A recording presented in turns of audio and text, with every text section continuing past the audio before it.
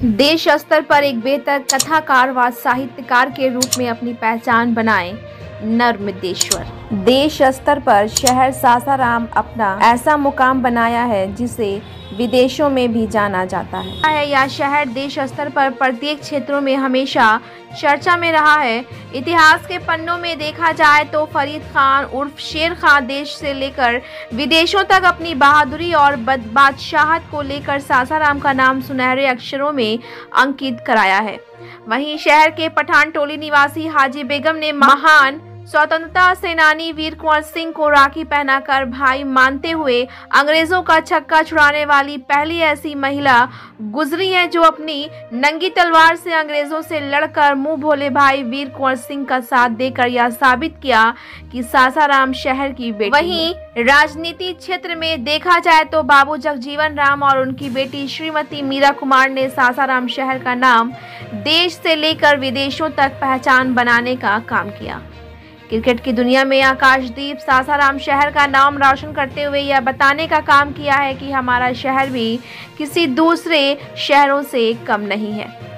अपनी कलम की ताकत और लेखनी के बल पर भी शहर के लोगों ने सासाराम शहर का नाम उस क्षेत्र में रोशन करते हुए यह साबित किया है कि उस क्षेत्र में भी हमारा शहर काफी आगे है। उसी कड़ी में साहित्यकार व कथाकार के रूप में सासाराम शहर के न्यू एरिया निवासी नर्मदेश्वर ने भी अपनी लेखनी के बल पर अपनी पहचान बनाते हुए यह साबित किया कि मैं उस शहर का वासी हूँ जो शेर शाह जैसे शक्तिशाली बादशाह के नाम से जाना जाता है। बताया जाता है कि नंदेश्वर द्वारा दर्जनों किताबें लिखकर शहर सासाराम के नाम को रोशन करते हुए यह पैगाम दिया गया कि साहित्य के क्षेत्र में भी शहर सासाराम काफी आगे है। ब्यूरो रिपोर्ट, बिहार दर्शन। जी नमस्ते, बिहार दर्शन से असलम परवेज। मैं आज एक ऐसे साहित्यकार से आपको रूबरू करा रहा हूँ जिन्हें पूरे देश के लोग जानते हैं, जो अच्छे साहित्यकारों के लिस्ट में शुमार किए जाते हैं। जाहिर चीज़ है कि हमारे देश में एक से एक साहित्यकार मौजूद हैं। कुछ ऐसे साहित्यकार हैं भगवान के प्यारे भी हो गए हैं, लेकिन कहीं ना कहीं आज भी उनका नाम काफ़ी जाना जाता है। और जाना जाता है इसलिए कि उन्होंने अपने कलम से एक ऐसे साहित्यकारों अपने कलम के जादू से लोगों के बीच एक ऐसा पैगाम दिया है कि आज भी उन्हें याद किया जाता है। तो मैं आपसे रूबरू करा रहा हूँ, सासाराम के रहने वाले हैं, नर्मदेश्वर नाम है, और इन्होंने भी अपना मुकाम काफ़ी बेहतर बनाया है। और इसलिए बनाया है कि कहीं ना कहीं इनके कलम में भी एक जादू सा दिखता है। यही वजह है कि इन्होंने एक से एक कहानियों का संग्रह किया, एक से एक कहानियों को उजागर किया, और ख़ासकर ये गरीबों के लिए, वैसे ग्रामीणों के लिए इन्होंने अपने कलम को उठाकर ये साबित किया है कि मैं भी अपने देश का वासी हूँ और अपने देश के वैसे लोगों की आवाज़ के रूप में मैं बुलंद आवाज़ करता हूँ जिन्हें समाज काफ़ी जानती है। तो जाहिर चीज़ है कि नर्मदेश्वर जी से मैं आपको रूबरू करा रहा हूँ, क्या इनका कहना है। सबसे पहले नर्मदेश्वर जी, क्योंकि हम लोग बिहार दर्शन से हैं, बहुत दिनों से चाहत थी आपके ऊपर एक रिपोर्ट करने का, आज भगवान ने वो मौका दिया। तो सबसे पहले बिहार दर्शन में आपका स्वागत है। धन्यवाद, बहुत खुशी हुई। नाम तो बहुत है साहित्यकारों के, जब नाम आता है तो आपका नाम आता है। चूँकि आप सासाराम के सरजमी के रहने वाले हैं, शेर शाह की नगरी के रहने वाले हैं, और हमारा सासाराम शहर देश नहीं विदेश में जाना जाता है। एक साहित्यकार होने के नाते आप क्या पैगाम देंगे? पैगाम तो सद्भावना हो, पूरे विश्व में बिल्कुल शांति स्थापित हो। युद्ध की स्थिति जो चल रही है अभी, तो इस माहौल में शांति सबसे आवश्यक चीज़ है। अच्छा। और दूसरी चीज़ की वो संप्रदायों में सद्भावना हो। तो शांति का पैगाम आप दे रहे हैं कि मेरा देश शांति पूर्वक आगे की ओर बढ़े। जी, जी। तो कभी शांति पे आपने कलम उठाया है? जी जी, हाँ। अच्छा। लिखी हैं, कविताएं भी हैं मेरी। अच्छा। और कहानियां भी हैं शांति से जुड़ी हुई। अच्छा अच्छा अच्छा। यानी शांति प्रिय लोगों के बीच सद्भावना पर भी कहानियां हम लोगों की हैं। हमने सासाराम शहर में जब हम लोगों ने लिखना शुरू किया था, अच्छा अच्छा, तो यहाँ एक दंगा हुआ था, आप जानते हैं उस दंगे के बारे में। तो उस दंगे के दौरान सासाराम के साहित्यकारों ने अपनी अपनी कहानियाँ लिखी थी और उसका एक संग्रह हम लोग मुझे मेरा शहर वापस दे दो इस नाम से हम लोगों ने छपवाया था। और कैफी साहब ने उसको उस संग्रह को बहुत पसंद किया था और उसको ड्रामेटाइज करने के लिए भी कहा था उन्होंने। तो इस तरह से पूरे भारत में उसकी चर्चा हुई उस संग्रह की। अच्छा। तो एक चीज़ है कि ये जो साहित्यकार का जो शौक जगह है, लेखनी का जो शौक जगह है, कविता लिखने का शौक जगह है, ये कब से जगह है? ये जब मैं बचपन में पढ़ता था अच्छा। तो सुनता था अपने शिक्षकों से कि जहाँ न पहुँचे कवि तहाँ पहुँचे रवि। अच्छा। तो हम कहें कि सूरज से भी बड़ा है कवि, बड़ी चीज़ है। तो एक दिन हम पढ़ रहे थे, एक भारतेंदु हरिश्चंद्र की कविता हम लोगों को उस कोर्स में थी। तो उस कविता को पढ़े तो हम कहें कि अच्छा, इसकी नकल करके हमने उसी की तर्ज पर 8 पंक्तियों की कविता थी, जागो जागो रे भाई। तो मैंने एक कविता लिखी कि बसंत ऋतु आई रे भाई। अच्छा। और वो भी 8 पंक्ति की लिख दी मैंने। तो हम सोचे कि अरे ये कहावत जो है कोई बड़ी बात तो नहीं है कवि होना, ये तो बहुत आसान चीज़ है। और उसी समय से थोड़ा बहुत लिखते रहे हैं। तो लेकिन वो कविताएं मेरी कहीं प्रकाशित नहीं हुई, बहुत मतलब ये शुरुआती दौर। हाँ, शुरुआती दौर में ही था। उसके बाद एक पटना से पत्रिका निकलती थी, हस्तलिखित पत्रिका हमारे मित्र निकालते थे, हाँ के। तो उसमें सबसे पहले एक हाथ से लिखा हुआ था वो पत्रिका, हाँ थी, उसमें मेरी कविता छपी। अच्छा। उसके बाद ये किस सन की बात कर रहे हैं?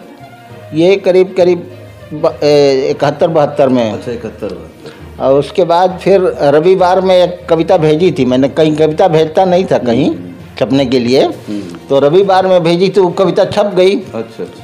एक बार अमरेंद्र कुमार के यहाँ बैठे थे तो वो लोग कह रहे थे कि छपना सारिका में बहुत कठिन काम है। तो हम उसी प्रेस में बैठ के, एक मोहन राकेश राइटर हुए थे, तो उनकी रचनाओं को जोड़ के मैंने कविता लिख दी और उसको भेज दिया सारिका में वहीं से। अच्छा। और वो कविता छप गई, छपी। हाँ। उसके बाद फिर सारिका में हम लोग भेजे, अभय, शंकर, हम तीनों आदमी एक साथ कहानी अपनी और वो सब तीनों कहानी स्वीकृत हुई। अच्छा। तो बड़ी पत्रिकाओं में वो करीब तीनों आदमी, मान पहले मेरी कहानी छपी थी, उसके बाद इन दोनों की कहानियाँ एक दूसरे अंक में आई थी। तो वो बड़ी पत्रिकाओं में छपने का सुख वहाँ मिला, कमलेश्वर जी के संपादक थे वो। उसके बाद तो फिर लिखना शुरू हो गया, लिखना शुरू किया तो लिखना। हाँ, फिर लिखते रहे। अब तक कितनी किताबों को आपने लिखे हैं? अब तक मेरी किताबें करीब 9 हो चुकी हैं। 9, जिसमें 5 कहानी संग्रह, ये लेके 6 कहानी संग्रह, 25 कहानियाँ लेके। पहला कहानी संग्रह में मेरा था जल देवता। अच्छा। दूसरा बांस का किला आदिवासियों पर था, छत्तीसगढ़ के आदिवासियों पर। तीसरा नील का दाग संग्रह था। चौथा चौपाल था। 5वां दिए नाम से था। और ये इसके बाद ये 25 कहानियाँ हैं, ये 6 कहानी संग्रह हैं। एक कविता संग्रह है, आग की नदी। अच्छा। और अंग्रेजी कविताओं का, शेक्सपियर से लेकर अब तक की अंग्रेजी कवियों का एक हिंदी में अनुवाद छपा, 1 एकड़ घास। अच्छा। और फिर कुछ और कविताओं को लेके एक दूसरी किताब भोजपुरी में अंग्रेजी कविताओं का अनुवाद, ई तो ऊ हुआ। इस तरह से मेरी कुल 9 किताबें अब तक प्रकाशित हो चुकी हैं। अच्छा, एक सवाल है कि ग्रामीण क्षेत्र पे आप ज़्यादा कहानी को अपने लिखना। हाँ। ऐसा क्यों? क्योंकि मेरा जन्म गांव में हुआ था। अच्छा। और खेती उती से जुड़े थे। अच्छा। और वहाँ छत्तीसगढ़ में भी थोड़ी खेती उती से जुड़े थे, तो वहाँ के भी आदिवासियों से मेरा पूरा लगाव था। तो गांव कौन सा हुआ आपका? गांव तो यहाँ सिकरिया है। अच्छा, सिकरिया। हाँ, तो रोहतास जिला। जी, वही। अच्छा। पहाड़ से की तराई में। अच्छा। सासाराम और पहाड़ के बीच में है। तो सिकरिया में मेरा जन्म हुआ। वहीं पले बढ़े। उसके बाद सासाराम हाई स्कूल में हम लोग पढ़े। अच्छा अच्छा। और उसके बाद फिर हजारीबाग गया मैं। और उसके बाद फिर पटना में 8 साल पढ़े। हजारीबाग में? अब वो पार्ट 1 में, BSc पार्ट 1 में उस समय था। उसके बाद सेंट कोलम्बस में। अच्छा, सेंट कोलम्बस। और उसके बाद फिर पटना यूनिवर्सिटी में मैंने वहीं से हमने अंग्रेजी से MA किया। अच्छा। और फिर पटना कॉलेज, लॉ कॉलेज से BL उस समय होता था, अब LLM हो गया है वही। अच्छा अच्छा। तो इतनी पढ़ाई हुई मेरी। उसके बाद मैं यहाँ आया, UPSC का एग्ज़ाम दिया। थोड़ी गलती थी मेरी, निगेटिव मार्किंग के चलते क्वालिफाई नहीं किया। उस समय मात्र 24 साल लिमिटेशन था एज का। अच्छा। तो उसके बाद कोई चांस भी नहीं था, तो मजबूरन जो नहीं करना था वकालत करने लगे। अच्छा, वकालत भी किया है? जी जी, 12 साल तक वकालत किए, लेकिन वकालत मेरे लिए सूटेबल नहीं लगा। मेरे दिमाग और मिजाज से मेल नहीं खाता था वकालत का। पैसा मांगना मुवक्किलों से बहुत ख़राब लगता था हमको। अच्छा अच्छा। और जब कमाई नहीं है तो फिर वकालत छोड़ दिया मैंने। तो इस तरह से फिर अभी भी लिखने पढ़ने का? हाँ जी जी, लगातार हाँ लिखते रहते हैं। अभी आपकी उम्र क्या हुई? मेरी उम्र 80। हाँ जी, ऐसे सर्टिफिकेट से 1-2 साल कम होगा, लेकिन ओरिजिनल 80 ईयर्स हुआ। और परिकथा एक पत्रिका हमारे मित्र निकालते हैं, शंकर जी, जो यहाँ अब निकालते थे हम लोग। तो उस परिकथा में हर इशू में मेरी एक कहानी आती है गांव पर। चौपाल स्तंभ है उसके अंतर्गत। तो यही है कहानियाँ। देखिए, नंदेश्वर जी हैं और एक अच्छे साहित्यकारों में इनका नाम शुमार किया जाता है। जैसा ये बता रहे हैं कि ग्रामीण परिप्रेक्ष्य पे इनके जो लिखते हैं वो खासकर उस ओर ध्यान देता है। और इसलिए होता है कि ये भी कहीं ना कहीं गांव से जुड़े हुए हैं। जैसा ये बता रहे हैं कि रोहतास ज़िला का सिकरिया गांव काफ़ी मशहूर व मारूफ गांव रहा है और आज भी है। वहीं के रहने वाले हैं। ये भी इन्होंने कहा कि मैं यहीं टाउन हाई स्कूल में, जो शेरशाह उच्च विद्यालय के नाम से जाना जा रहा है, उसी स्कूल में ये शिक्षा दीक्षा प्राप्त करते हुए ये हजारीबाग गए। सेंट कोलम्बस में नामांकन हुआ, वहाँ से ये पटना विश्वविद्यालय में आ गए। पटना विश्वविद्यालय से इंग्लिश में इन्होंने MA किया। MA करने के बाद ये वहीं वकालत किए और वकालत करने के बाद सासाराम में आकर ये, हालांकि ये UPSC की तैयारी कर रहे थे, लेकिन किस्मत में साथ नहीं दिया। बावजूद उसके आज 80 वर्ष की उम्र में भी लिखने पढ़ने वाले जो लोग हैं, उनका कलम कभी रुकता नहीं है। तो जिनका नाम नंदेश्वर जी है, और नंदेश्वर जी की एक से एक किताब जो लिखे हैं इनके ज़ुबानी मैं आपको सुनाया हूँ। लेकिन मैं एक दिखा रहा हूँ कि 25 कहानियाँ के नाम से ये एक किताब है। इन्होंने इसमें 25 कहानी का संग्रह किया है। 25 कहानी को जोड़कर एक किताब की शक्ल में लाया है। और लाया इसलिए ताकि इस किताब को पढ़कर, देखकर लोग कुछ सीख सकें, समझ सकें और कहीं ना कहीं एक अच्छे साहित्यकार के रूप में अपना भी नाम शुमार कर सकें। तो एक चीज़ ये बताइए कि जैसे आप एक अच्छे साहित्यकार हैं, लिखने पढ़ने का शौक़ है, आप शांति का पैगाम दे रहे हैं, तो एक साहित्यकार होने के नाते खासकर साहित्यकारों के लिए आप मैसेज क्या देंगे? जो बड़े साहित्यकार हैं उनको तो मैं मैसेज दे नहीं सकता हूँ। बड़े साहित्यकारों में आप किन को जानते हैं, किनका नाम लेना चाहते हैं? तो अब तो बहुत से लोग थे, अब नहीं हैं। कमलेश्वर थे। अच्छा। और कैफी साहब थे शायर में। अच्छा अच्छा। नज़ीर बनारसी थे। कभी इन लोगों से मिलने का? हाँ जी, यहाँ सासाराम में हम लोग प्रोग्राम बहुत कराए हैं और यहाँ सब लोग आए हैं। अच्छा। भीष्म साहनी देव तमस, जिन पर सीरियल जिनका था, और बहुत बड़े कथाकार थे। हम लोगों को उनका भी आशीर्वाद प्राप्त था। कैफी साहब यहाँ 2 बार आए हैं। कैफी आज़मी? जी जी। नज़ीर बनारसी के साथ हम लोग कविता उविता पाठ भी मैंने किया है। तो वर्ल्ड फेम है। हाँ, तो मेरी एक कविता पर इतनी पसंद आई उनको कि मंच पर ही वो हाथ मिलाए हमसे, और मेरी कविता पर उनका दोनों का दस्तखत है, कैफी साहब का भी और नज़ीर बनारसी का भी। बड़ी बात जी, बड़ी बात। ये हमको बहुत, हाँ। तो ये तो कहीं ना कहीं ये कहा जा सकता है कैफी आज़मी, नज़ीर बनारसी जैसे, भीष्म साहनी, कमलेश्वर, नामवर सिंह, काशीनाथ सिंह, ये आरा और पटना के हमारे साथी लोग थे। मजगर सिंह थे, मिथिलेश्वर थे, प्रेम कुमार मणि थे, ऋषिकेश सुलभ थे, ये लोग आते रहते थे हम लोगों के यहाँ। हम लोग भी जाते रहते, एक दूसरे से संपर्क था, आज भी है। जो अब उदय प्रकाश हैं, उदय प्रकाश तो देश विदेश की सारी भाषाओं में उनका अनुवाद हो चुका है और एक अलग उनकी लेखनी अलग तरह की है। तो एक चीज़ बताइए कि साहित्यकार में आप अपना आइकॉन किसको मानते हैं? अभी साहित्यकार में अब आइकॉन मानने की बात नहीं है, वो तो सब साहित्यकार मैंने जो आज तक बहुत किताबें मैंने पढ़ने की आदत थी बहुत बचपन से ही, तो रूसी साहित्यकार हैं, टॉल्स्टॉय, चेखोव, गोर्की, पुश्किन, सबको मैंने पढ़ा है और फ्रांसीसी कथाकारों को भी पढ़ा है।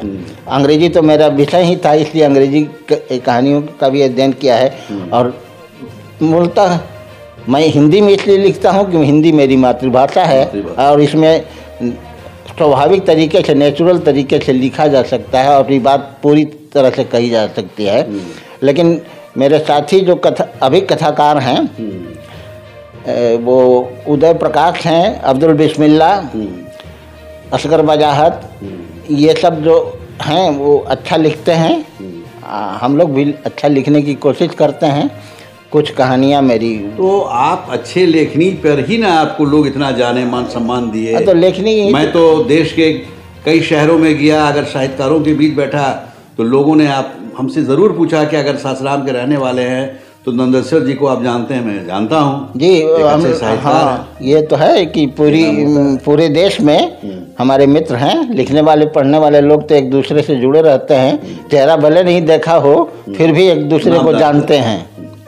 और इस तरह से मैंने यहाँ की एक थी, नाम से समझ ले कि हम जानते थे उनको, वो पाकिस्तान चली गई थी, सासाराम की रहने वाली थी, जाहिदा हिना। अच्छा, बारादरी जी, बारादरी मोहल्ले में उनका जन्म हुआ था। 2 साल की थी तो चली गई। जॉन एलिया से उनकी शादी हुई थी। शफक साहब थे, हुसैनुल साहब हक थे, ये सब हम लोगों के साथ लिखने वाले लोग थे। तो परिचय तो हिंदी उर्दू सब लिखने वाले। अच्छा, अभी एक शाहिद जमील साहब भी हैं। हाँ, शाहिद जमील लेखक हैं, अभी पटना में रह रहे हैं। अच्छा लिखा है उन्होंने, कई किताबें हैं उनकी। और उनकी मुकरी भी लिखे हैं, एक प्रयोग है वो सब। कॉलेज में प्रिंसिपल भी थे और उनकी किताबें बहुत सी हैं। वो अपने समय के बहुत बड़े लेखक उनमें शुमार होते थे। लेकिन थोड़ा सा एक थे प्रोफेसर हसन आरजू साहब। हाँ, हसन आरजू तो हम लोगों से बहुत सीनियर थे यहाँ सासाराम कॉलेज में, अपना एसपी जैन कॉलेज में। हालांकि उनसे मुलाकात बहुत बार हुई है। एक बार काश्यप जी के यहाँ मैं बैठा था, काश्यप जो प्रिंसिपल जो थे जी, प्रिंसिपल साहब, तो मैं उनका विद्यार्थी भी बीएन कॉलेज में रहा था। तो हसन आरजू साहब आए और बरसात का मौसम था, वो उड़ रहे थे पतंगे, उनकी आँख में कोई पतंगा आ गया तो बहुत सब की बात डाइवर्ट हो गई उन्हीं की तरफ।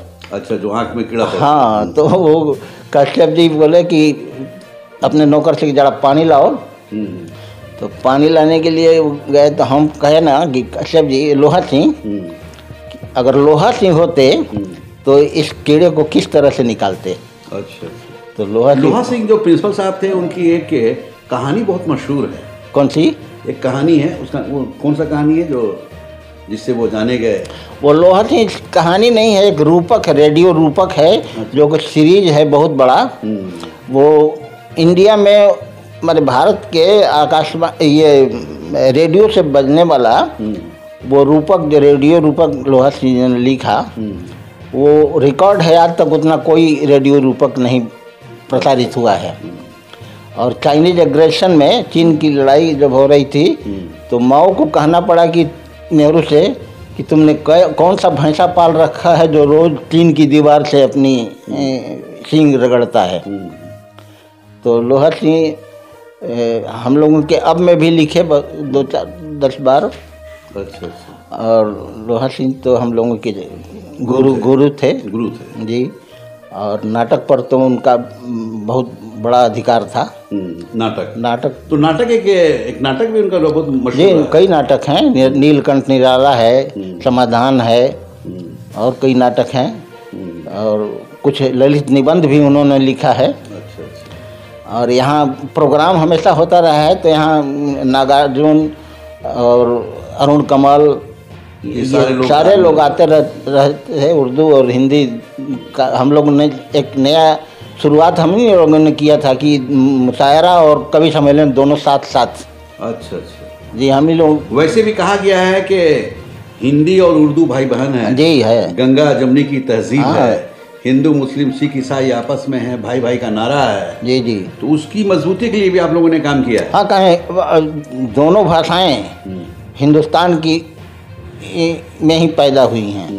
हिंदी और उर्दू एक तरह से बहनें हैं, और उर्दू केवल हिंदुस्तान, अब पाकिस्तान और बांग्लादेश छोड़ दें, क्योंकि हिंदुस्तान ही में दोनों देश थे पहले, तो उर्दू इस मुल्क से बाहर नहीं बोली जाती है। बिल्कुल। और हिंदी भी यहीं पैदा हुई, दोनों खड़ी बोली की से निकली हैं। और ये अलग थोड़ा सा अंतर है कि ये संस्कृत से कुछ शब्द बोरो करते हैं, लोग लेते हैं हिंदी वाले, और उर्दू वाले पर्शियन और अरबी से। बिल्कुल। और लेकिन हर हाल में भाई बहन। हाँ, भाई बहन हैं, और दोनों का काम एक दूसरे के बिना चल ही नहीं सकता है। भाषा इस तरह से घुल मिल गई है कि आप कोई चाहे कि प्योर हिंदी में लिख लें तो वो भी नहीं लिख सकता है, कोई चाहे कि प्योर हिंदी में उर्दू में लिख दें वो भी नहीं लिख सकता है। स्टेज की रौनक भी तो उर्दू है। हाँ, जिसका उर्दू का तलफ़ुज़ सही है। हाँ, उर्दू का बेहतरीन। जी, उर्दू शायर भी कहलाते हैं। हाँ। बेहतरीन एंकर भी कहलाते हैं। हाँ जी, उर्दू तो जुबान जो बहुत मीठी है, गुलजार ने भी सीधी जुबान, और लोगों ने भी, और उर्दू हम लोगों को सुनने में भी, उर्दू राइटर भी बहुत, उनका क्राफ्ट जो है ना, लिखने का तरीका, वो भाषा में उनके लहजे में जो मिठास है और जो रवानगी है, हिंदी में उतनी नहीं आ पाती है। तो उर्दू हम लोग इस देश की मीठी भाषा। जी, मीठी जुबान है, और उर्दू आज भी बहुत अच्छी लगती है। और उर्दू शेर की जो कहने की परंपरा, गज़ल की परंपरा है, आज भी कायम है। आज भी माने सासाराम की धरती पर उर्दू का पहला शायर पैदा हुआ था, साहिब दीवान। अच्छा। वो राम नारायण मौजू जाफर के समय के थे। अच्छा। तो एक पर्शियन में उनका, एक फारसी में उनका दीवान है।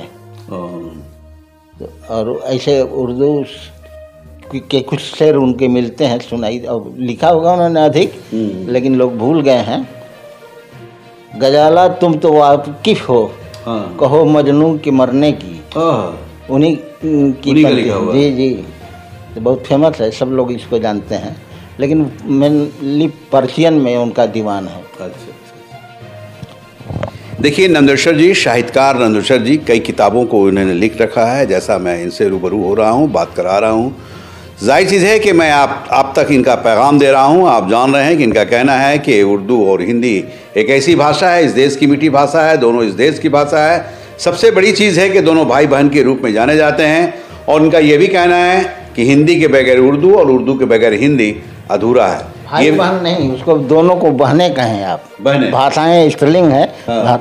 और इसलिए दोनों बहनें हैं, दोनों बहनें जी, भाई बहन नहीं। देखिए, इनका ये भी कहना है कि दोनों बहन हैं। चूँकि आप जान रहे हैं कि भाषा स्त्रीलिंग के रूप में जाना जाता है, स्त्रीलिंग है, इसलिए दोनों बहन हैं। जाहिर चीज़ है कि हिंदी के बगैर उर्दू और उर्दू के बगैर हिंदी अधूरा है, जैसा ये कह रहे हैं। मैं आपको बता दूं कि इस देश में एक नहीं, कई एक नामचीन साहित्यकार जाने जाते हैं। कुछ इनके ज़ुबानी मैंने आपको सुनाया, लेकिन आप जान लीजिए कि उदय प्रकाश जी ये कई फिल्मों में काम कर चुके हैं। कई फिल्मों में इनकी साहित्यकार के रूप में ये जाने गए हैं। इनके कहानियों को लिया गया है। जो दिल्ली में रहा करते हैं, अब्दुल बिस्मिल्लाह, ये भी दिल्ली के हैं।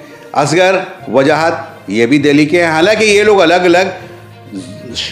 अलग शहरों के रहने वाले हैं, लेकिन ये अपना काम धाम जो है वो दिल्ली के सरजमी पे करते हुए वहीं बसने का काम किए। इस तरह एक नहीं, स्वयं प्रकाश जी भी थे जिनका डेथ हो चुका है, लेकिन एक अच्छे साहित्यकार के रूप में वो जाने गए हैं। उसी तरह से संजीव जी हैं जो बंगाल के रहने वाले हैं, लेकिन वो भी दिल्ली में रहते हैं। सासाराम निवासी शंकर जी हैं। शंकर जी भी एक अच्छे साहित्यकारों के लिस्ट में उनका भी नाम शुमार किया जाता है। मिथिलेश्वर जी ये आरा के रहने वाले थे, इनका भी नाम काफ़ी बेहतर रूप में जाना जाता है। ऋषिकेश सुलभ ये पटना के रहने वाले हैं। ये जितने भी लोगों का मैं नाम बता रहा हूँ एक अच्छे साहित्यकार के रूप में जाने जाते हैं। एक अभय जी थे जो डेथ कर गए हैं, भगवान के प्यारे हो गए हैं, लेकिन कहीं ना कहीं वो भी एक बेहतर साहित्यकार जिसके रूप में जाने जाते हैं। जाहिर चीज़ है कि ग्रामीण परिवेश के रूप में इन्होंने जो अपना कलम उठाया, ग्रामीणों को जगाने का काम किया, ग्रामीणों को उठाने का काम किया, यही वजह है कि नंदेश्वर जी का एक काफ़ी नाम है। और जब साहित्यकारों का नाम लिया जाता है तो इनका भी नाम लेते हुए लोग गौरवान्वित महसूस करते हैं। बिहार दर्शन से असलम परवेज़।